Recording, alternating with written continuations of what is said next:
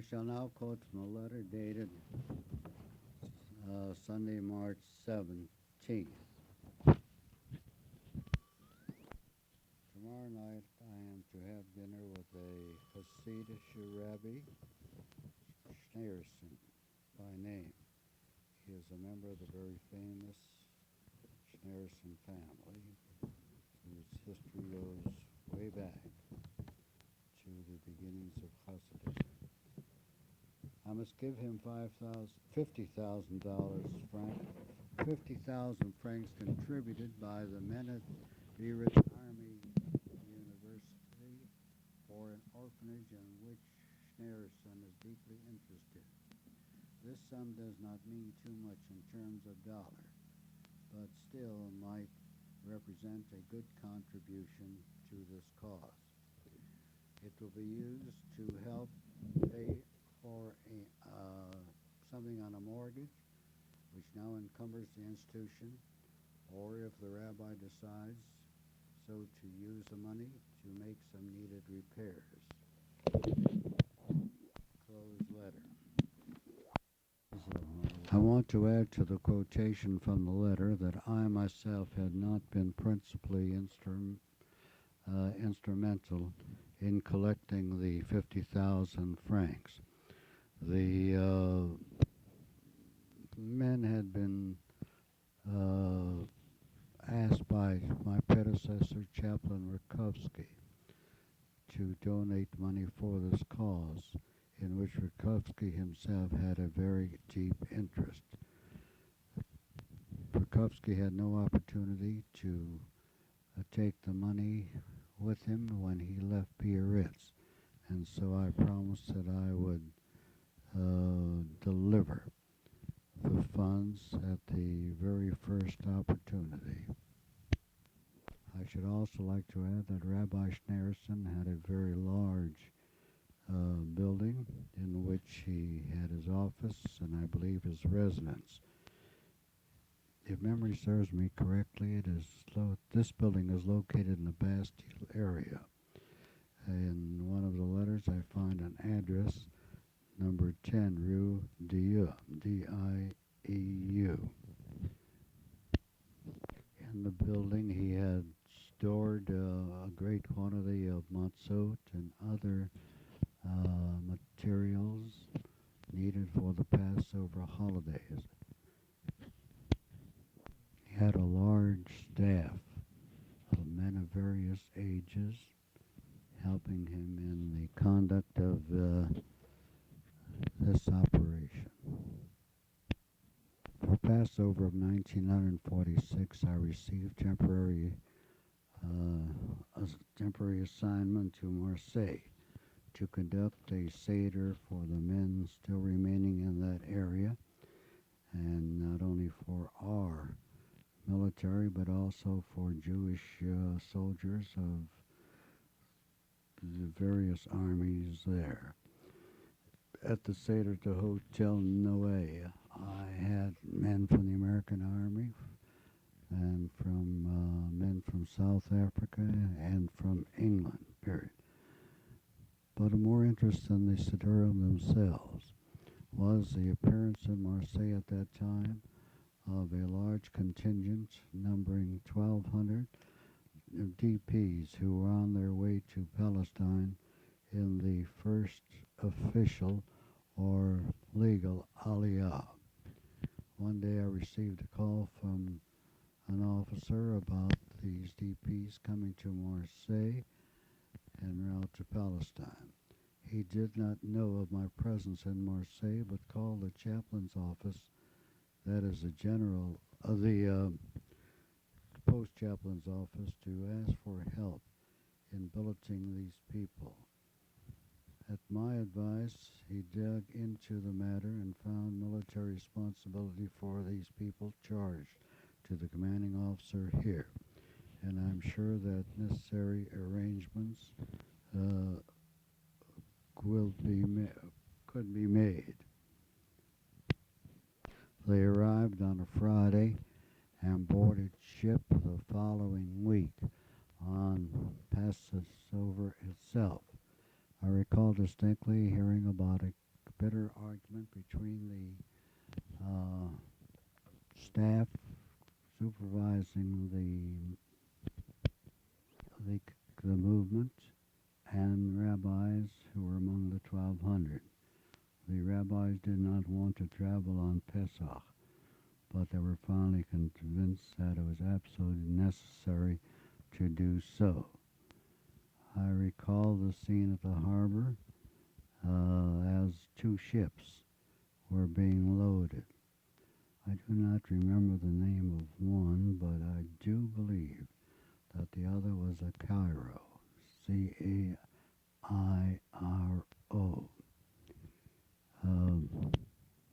It was a most interesting scene as young and old munched matzahs, and as large packages of Manischewitz's matzahs were loaded on the ship.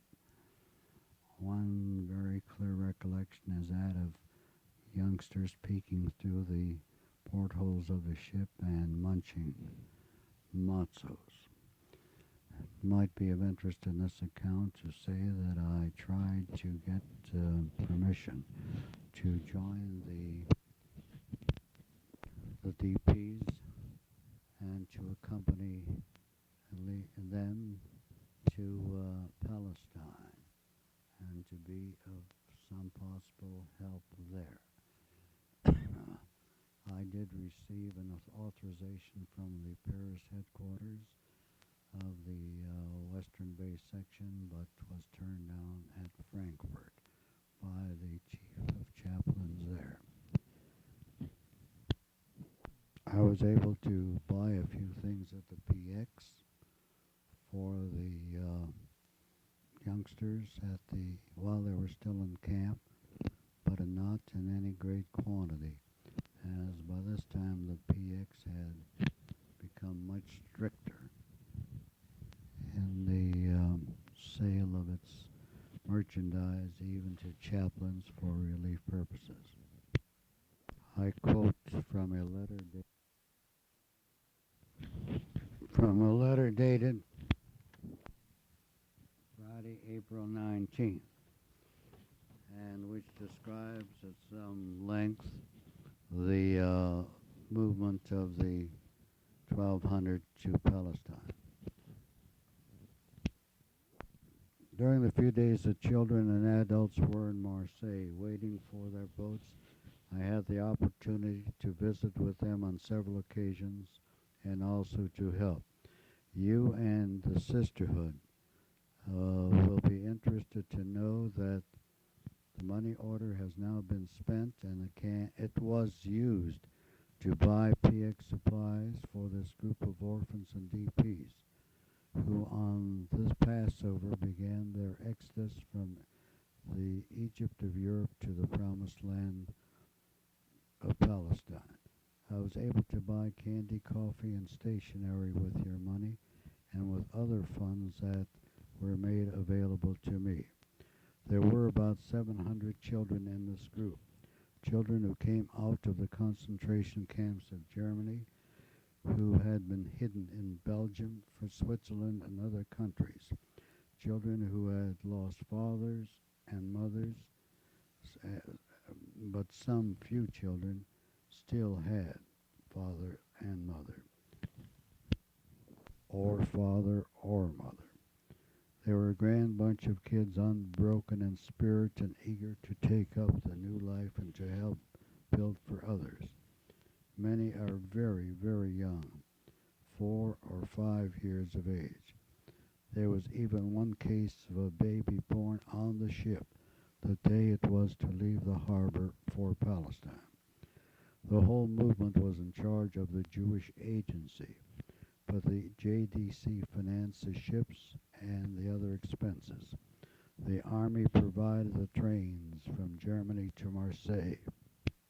Had a number of the personnel in charge of the groups, and they are a fine bunch.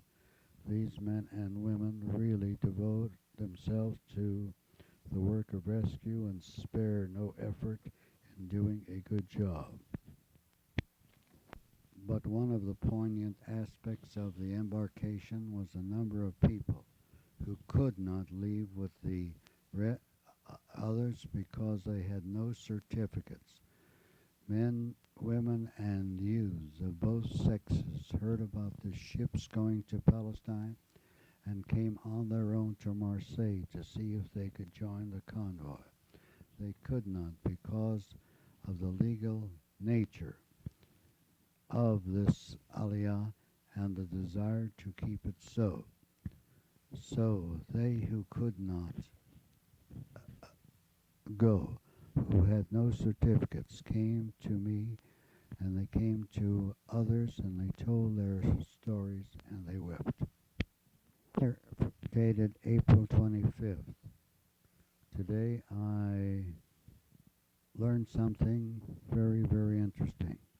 I stopped at the Jewish agency to see Ruth Kluger, a fine woman who has done a wonderful job. She told me that 100,000 certificates for Palestine for 1946 are to be issued. By the end of the year, the DPs may be out of Germany. This news will do more for the morale of the remnant of the Jews in Europe than anything that has happened since the end of the war. Closed letter. During the remaining period of my service in Paris, which lasted until late July, I met with Ruth Kluger and some of her assistants on a number of occasions. I do not recall at this time exactly what we talked about or how much help I could give her and did give her. I do remember, however, that I did turn over to her several revolvers, which had been given to me by soldiers and by one or two civilians who had picked them up somewhere somehow and who were afraid to keep them because of possible difficulties with the authorities. A paragraph in a letter dated May 20th reminds me that a missionary group in Ohio, I think near Larry, Ohio, had contacted my wife and asked what they could do to help the remnants of the Holocaust. I wrote to my wife that she could inform the missionary society that they could send food and clothing to the joint. Whether or not the missionary society ever sent packages to the joint, I do not know. A letter dated May 23rd.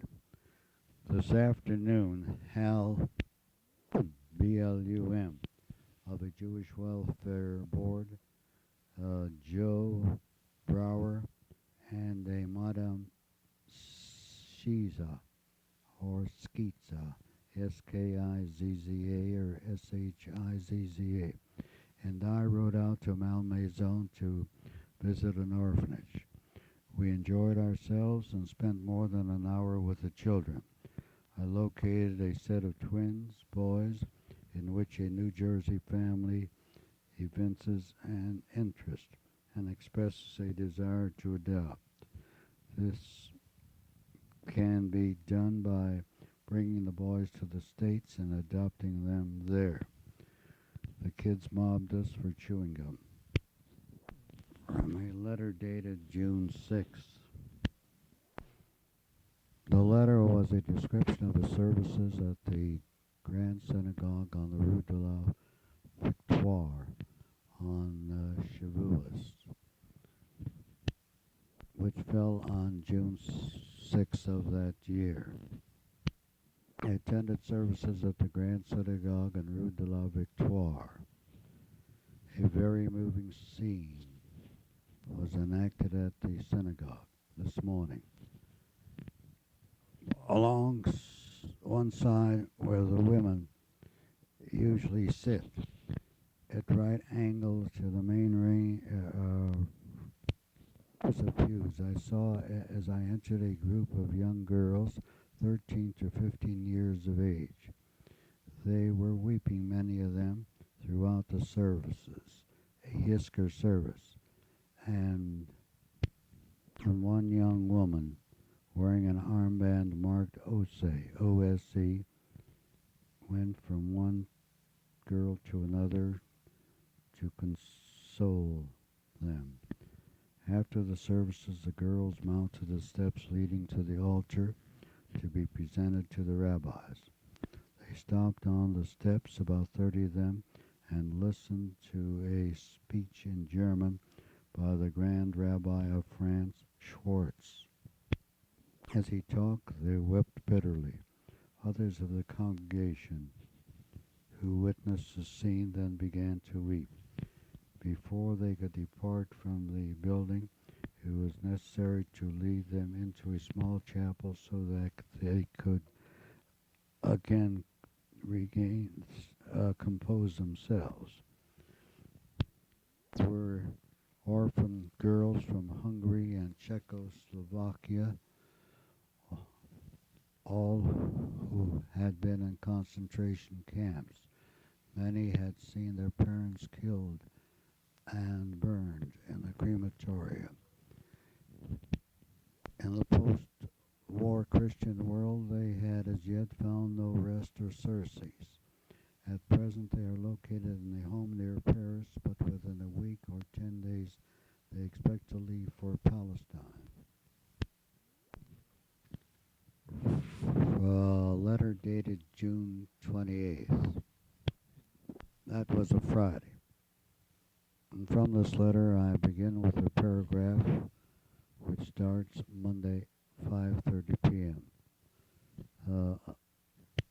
Parenthetically, may I explain that this refers to the previous Monday. Monday, 5:30. The memorial service at the Grand Synagogue for the martyred rabbis and chazanim of France. 40 were memorialized. The rabbis of France were all present and marched into the synagogue in a procession with me among them. The service was rather impressive. A large crowd was there, and I saw some of my old friends, Chialtiel of Nice, Salzer of Marseille, and Cohn, C-O-H-N, of Bordeaux. Close letter. These men were our rabbis in the various communities in which I had served, or at least which I had visited. I had received a money order from the Illyrius Sisterhood and the Fremont congregation in the sum of approximately $50. I had spent most of the money on dolls and toys, and I quote from a letter dated July 4th. This morning I visited the home where the 58 Polish children are temporarily domiciled. Children got a big thrill out of the few dolls and toys that I brought to them. They are so starved for affection, for something or other to love, that they seized upon the toys avidly and hugged and kissed them. One little boy about 2, cute as a bug, caught my eye, and I played with him. Nobody knows his name, just an unknown child, rescued out of the hell of Poland. Nobody knows what troubles they have seen. A lad of 14 with one eye gone, with part of an ear destroyed, and with scars on his face and body, tortured by either the Germans or the Poles. A little child, the sole survivor of 400 children in a concentration camp. All of them were hounded and harried by Poles and Germans. A letter dated July 10th. But before I quote from this letter, I make a correction in a previous statement. The had been sent to me, as I noted, from people in Elyria, Ohio, and Fremont, Ohio. I mentioned the sum of $50. However, from the letter dated July 10th, it appears that I received a $50 money order from one group and another sum of money from the other.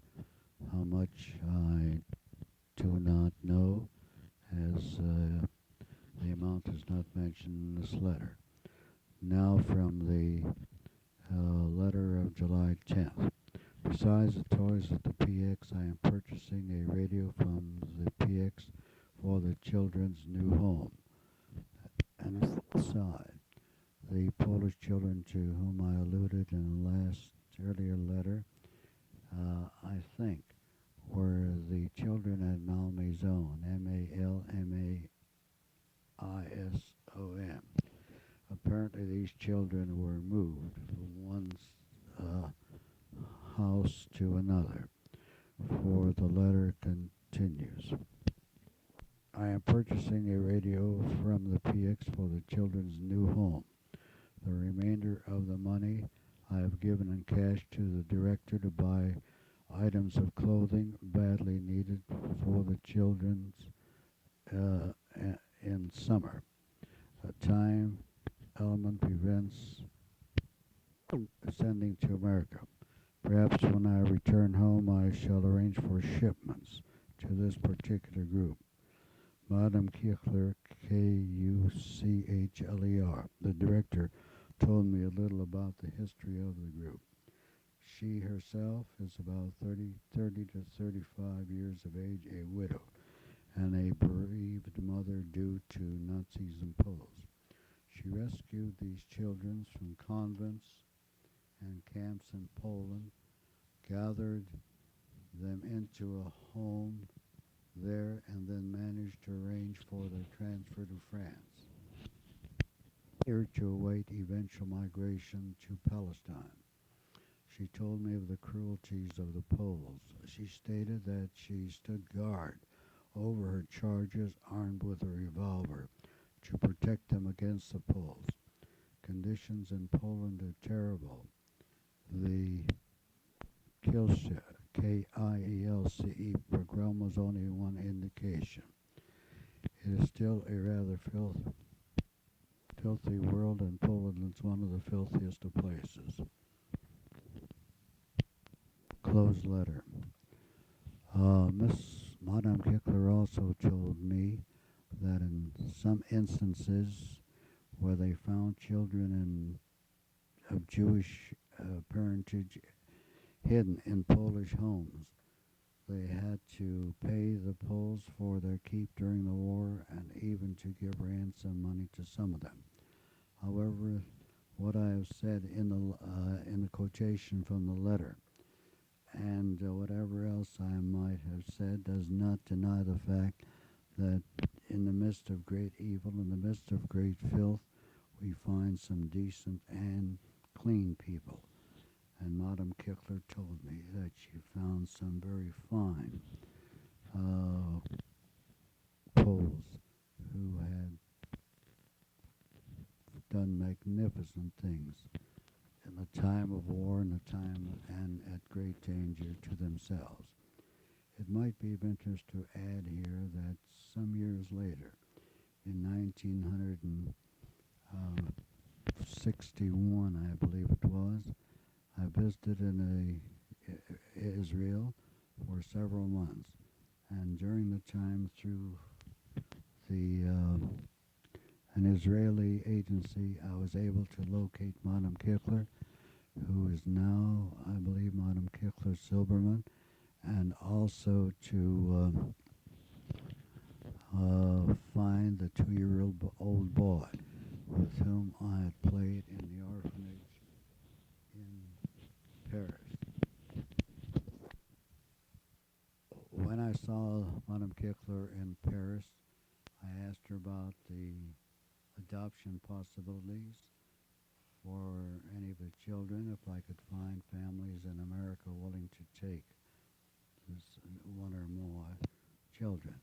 Madame Kuchler told me absolutely no, that these kids were part of the Jewish nation, and the home of the Jewish nation was Palestine, and that every effort was going to be made to get the children to Palestine. If they failed in these efforts, then some of the children be available for adoption in America. However, after several years of very strenuous work and a great deal of effort, Madame Kickler brought her children to Israel. She wrote a book called, I believe, The 100 Children, in Hebrew, Mea Yeladim, which is available, period. It is also possible that the book has by now been translated into English.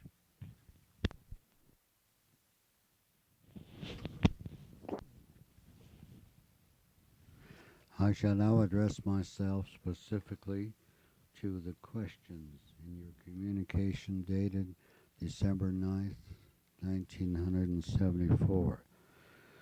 I shall, of course, omit those questions which have been touched upon in my very casual, very choppy, perhaps very inadequate account of my activities as a chaplain in the ETO. Question number 6. The response of the Jewish GIs was indeed very good, and they helped in every way possible. I do not recall either requesting the Gentile GAIs for aid or receiving aid from them. Perhaps here and there an individual non-Jewish soldier did ask what he could do and did contribute. Furthermore, it is also possible that some of the Jewish GIs had received or had begged, borrowed, or stolen some of their supplies, some of the supplies given to me from Gentile comrades. Question number 7. The one instance in which I had some contact with the Army personnel in the matter of helping the DPs or survivors of the Holocaust or even members of communities was in the transport of the 1,200 DPs from the German camps to the port at Marseille and in loading them on ships, period. I found everyone in the Army and the Marseille headquarters to be very helpful, very anxious, and willing to do all possible within their power to help in this project. Question 8. If I did not evaluate the efforts of JDC in my report, I should like to note here that JDC did a very remarkable job, and so did the members of the Jewish agency whom I encountered during my stay in Europe. I should like to add here that I had a few contacts with the Palestinian soldiers in the British Army. I believe they were known as the Jewish Brigade. I found them to be very interested in the survivors of the Holocaust and to want to do anything possible to aid them. Many times they did things which were above and beyond the law, and for which I'm sure they could have been court-martialed. As I recall it, they were especially helpful in the Aliyah bit. I did give the names. Let's backtrack a little bit. I did give you Ruth